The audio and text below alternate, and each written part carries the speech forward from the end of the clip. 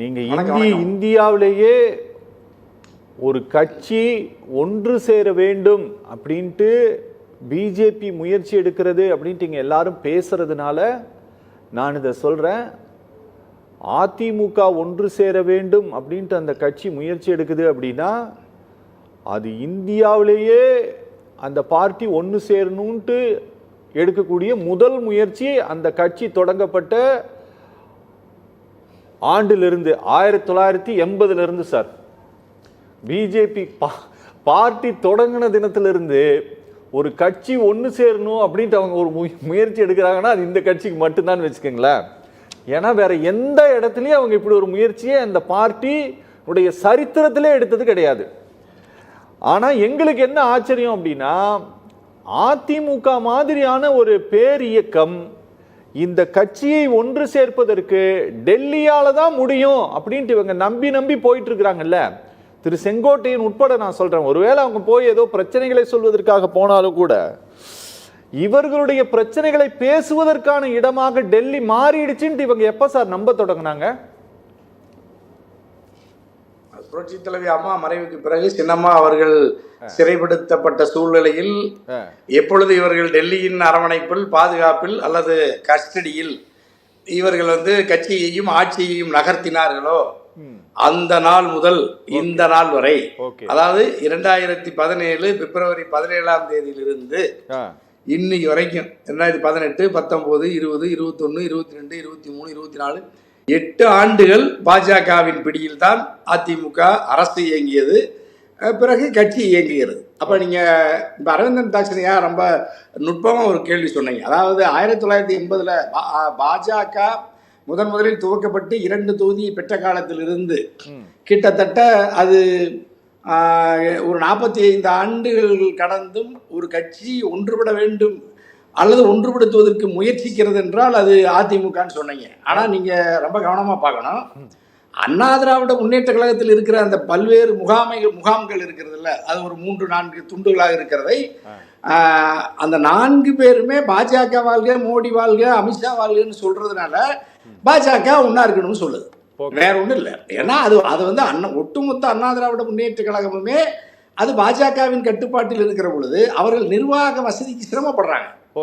நீங்க ஒரு உத்தரவுல மொத்த கட்சியும் தன் கட்டுப்பாட்டில் இயங்குவதற்கும் அது 4 முனைகள் இருக்கிறது தான் இப்ப சிக்கல். அப்படிங்கிறதுனால நீங்க ஒரு 4 பிரான்ச்சா இருக்காதீங்க, ஒரே ஏன் நீங்க எல்லாரும் எங்க கட்டுப்பாட்டில் இருக்கீங்க, எல்லாருமே மோடி வாழ்க, அமித்ஷா வாழ்க, தாமரை வாழ்கன்னு சொல்ல போறீங்க, தமிழ் ஒழிய இந்தி வாழ்க, திராவிட மொழிய நாக்பூர் வாழ்கன்னு சொல்ல போறீங்க, சமஸ்கிருதம் வாழ்கன்னு சொல்ல போறீங்க. ஏன் நீங்க 4-5 அணியா இருக்கீங்க? ஆகவே எல்லாரும் ஒரே அணியில இருந்தா எங்க நிர்வாக வசதிக்கு இலகுவா இருக்கும். இப்போ நாங்கள் ஒரு முறை போயஸ் கார்டனுக்கு போக வேண்டியதாக இருக்குது, அப்புறம் பெசன் நகருக்கு போக வேண்டியதாக இருக்குது, அது பெரியகுளம் தேனிக்கு போக வேண்டியதாக இருக்குது, இல்லது எடப்பாடி நம்ம சேலம் நெடுஞ்சாலைத்துறை சிலுவம்பாளையம்னு இருக்குது, இப்போ குள்ளம்பாளையம் கோபிக்கு வர வேண்டியதாக இருக்குது. ஆகவே நீங்கள் எல்லோரும் ஒரே இடத்துல இருந்தீங்கன்னா எங்களுக்கு இலகுவாக இருக்கும்னு சொல்லி ஒரு அட்வைஸ் பண்ணுறாங்க, அவ்வளோதான். யாராவது ஒருத்தர் பாஜகவை எதிர்த்து பாஜகவை ஒரு இந்துத்துவ வடநாட்டு இந்தி கட்சியை நாங்கள் தமிழ்நாட்டில் அனுமதிக்க மாட்டோம், தமிழ்நாடு திராவிட மண், அது இங்கு தந்தை பெரியார், பேரறிஞர் அண்ணா, புரட்சி தலைவி அம்மா அவர்களினுடைய கோட்பாட்டு இயக்கத்தால் இந்த தமிழ் மண் வழிநடத்தப்பட்டிருக்கிறது. ஆகவே தமிழ்நாட்டு இந்தியாவிற்கு வழிகாட்டியாக, உலகத்துக்கு வழிகாட்டியாக இருக்கிற ஒரு மாநிலம்.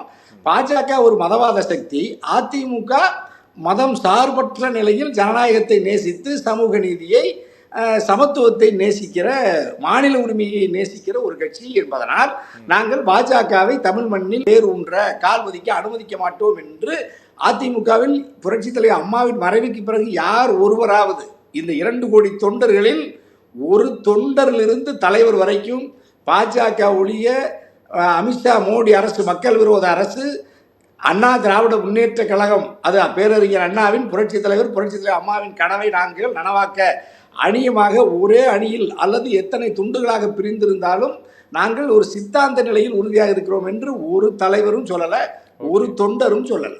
நீங்க இன்னொரு அடுத்த இதை சொன்னீங்க, அதாவது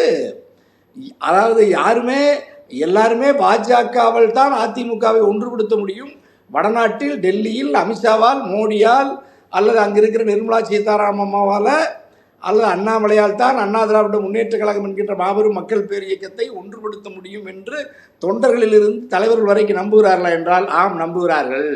அப்படின்னா நீங்க இவர்கள் தன்னுடைய சுய பலத்தை, சுய மரியாதையை இழந்திருக்கிறார்கள். அப்ப சுயமரியாதை என்கின்ற வார்த்தையை உலகத்தில் பயன்படுத்திய ஒரே அரசியல் இயக்கம் திராவிட இயக்கம் தான்.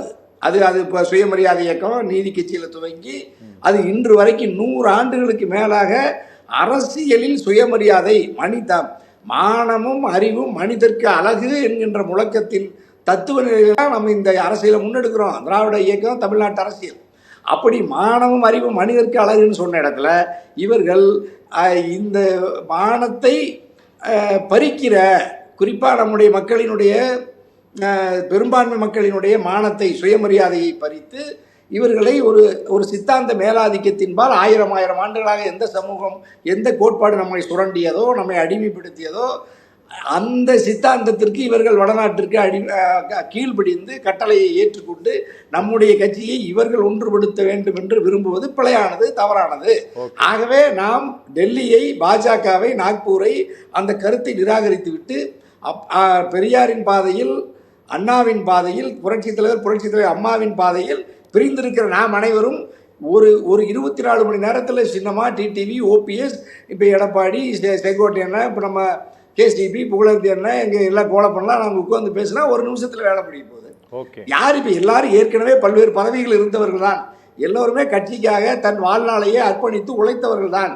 ஆகவே தலைவர் அம்மாவின் கனவுகளை நனவாக்குவதற்கு நாம ஏன் போய் அடுத்தவரிடத்துல, அதாவது சாட்சிக்காரன் காலில் விழுகிறத விட சண்டைக்காரர் காலில் விழுவது தான் சிறந்ததுன்னு சொல்லுவாங்க.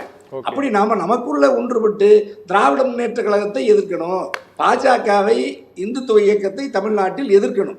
அப்படிப்பட்ட ஒரு கருத்தியலோடு எங்கள் பொன்வில்சன்லாம் எடப்பாடிக்கு அட்வைஸ் சொன்னால் பரவாயில்ல. ஆனால் எடப்பாடியார் இவர்கள் யார், அண்ணாமலை வேண்டும், அதாவது அமித்ஷாவை டெல்லியில் போய் பார்ப்பேன், ஆனால் இங்கே பக்கத்தில் இருக்கிற எங்கள் ஓபிஎஸ் என்னன்னா பார்க்க மாட்டேன். நான் நிர்மலா சீதாராமனை பார்ப்பேன், அல்லது வேறு அண்ணாமலை கூட சந்திப்பேன், மன்னிப்போம், நாங்கள் ஐயாம்போம் அண்ணாம்போம். ஆனால் எங்கள் சின்னம்மாவை போய் பதவியை தந்தாலும் போயஸ் கார்டனில் போய் நான் பார்க்க மாட்டேன்.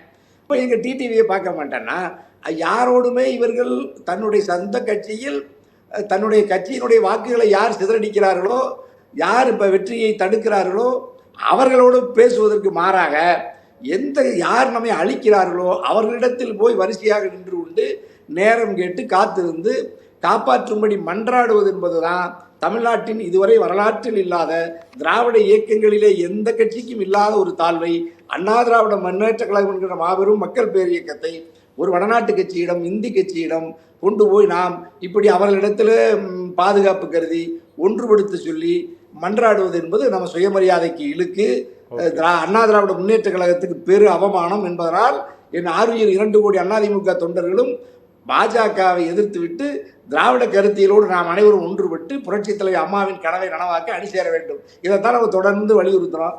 ஆனால் அதிமுகவில் நீங்க சொன்ன மாதிரி 2 கோடி தொண்டர்களிலும் ஒருவர் கூட இதுக்கு முயற்சி எடுக்க மாட்டேங்கிறாங்க. அதுதான் பெரிய கொடுமை. எவ்வளவு பெரிய ஒரு அச்சம் என்பது மடமையடா, அஞ்சாமை திராவிட குடமையடா, 6லும் சாவு 100லும் சாவு, தாயகம் காப்பது கடமையடான்னு புரட்சி தலைவர் அப்படியெல்லாம் பட்டி தொட்டியெல்லாம் போய் பிரச்சாரம் பண்ணார் திரைப்படத்தின் வழியா. அடிமையின் உடம்பில் ரத்தம் எதற்கு, தினம் அஞ்சி சாவதுரானா அந்த உயிர் எதுக்குன்னு சொன்னார். அப்படியெல்லாம் சொன்ன ஒரு புரட்சி தலைவருடைய கையில் பச்சை குத்தி இருக்கிறவங்கள பார்த்து சொல்கிறேன். அதிமுக அம்மா பச்சை குத்திருக்காங்க, புரட்சி தலைவருடைய பச்சை குத்திருக்காங்க, உடம்பெல்லாம் இரட்டை இலை சென்னை பச்சை குத்திருக்காங்க. ஆனால் அமித்ஷாவிடம் போய் நிற்கிறாங்க. அதுதான் பெரிய அவமானம். ஓகே பேசலாம் சார்.